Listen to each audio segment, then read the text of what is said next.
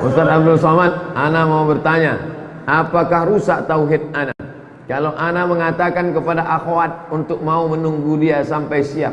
So sweet.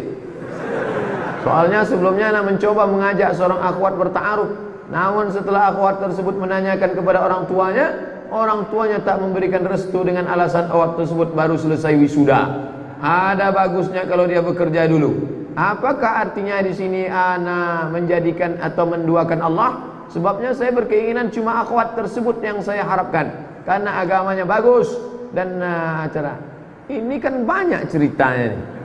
Nunggu tamat kuliah dulu, udah tamat nunggu wisuda dulu, udah wisuda kerja dulu. Yang cepat kan ada. Kalau bisa cepat kenapa lambat? Kenapa kau tunggu-tunggu dia? Takutnya nanti begitu dia kerja mati. Stres. Bagus cari yang cepat aja dulu, yang cepat itu dulu. Nanti kalau dia mau nunggu, dia yang kedua. Dapat dua-duanya. Mengapa sahabat mengumpul? Ustadz ini ngomong jangan sembarangan. Saya bukan sembarangan. Sekarang berapa banyak perempuan yang solihah tidak diselamatkan oleh laki-laki, akhirnya menikah sama Fir'aun, menikah sama pecandu narkoba. Berapa banyak perempuan, Pak Ustadz, saya pengajian suami saya selingkuh, tak terhitung berapa banyak. Sampai error HP saya dah 2 hari tak aktif. Masuk WhatsApp 11.000 sekali masuk. Tak siapa membocorkan nomor saya sampai hati dia. Itulah, berapa banyak orang. Nah itulah. Jadi antum bisa menyelamatkan 2 yang solihah ini, itu jihad luar biasa itu. Allahu Akbar. Tengok kuat takbir.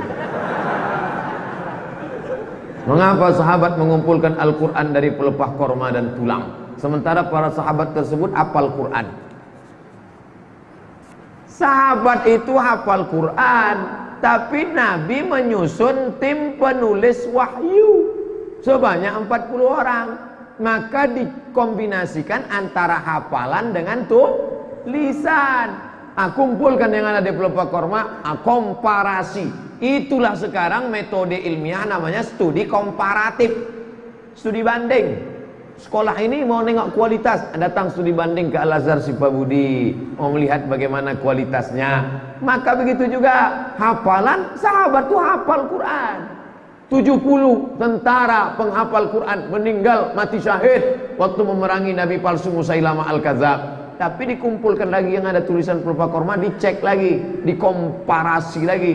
Baru bukan mereka meragukan hafalan mereka. Jangan silap dengan hafalan mereka. Apa hukum rokok bagi yang kecanduan dengan rokok? Rokok ini haram. Mufti Mesir Syekh Ali Jum'ah haram. Mufti Mesir Syekh Nasr Farid Wasil haram. Mufti Saudi Arabia Syekh Abdul Aziz Ibnu Baz haram. Mufti Indonesia tak ada mufti. Indonesia Muhammadiyah, Majelis Tarjih Muhammadiyah haram. Majelis Ulama Indonesia haram bagi ibu hamil, ibu menyusui, anak-anak, orang sakit haram. Bagi orang yang biasa makruh. Itu saya membacakan fatwanya aja. Ustaz merokok, saya tak merokok. Kapan waktu qadha bagi sholat subuh? Selesai sholat subuh itu qadha. Tapi kalau di masjid nanti orang menimbulkan fitnah, balik ke rumah, tunggu setelah syuruk, sholat sunat. Atau di masjid berzikir setelah sholat sunat isyraq.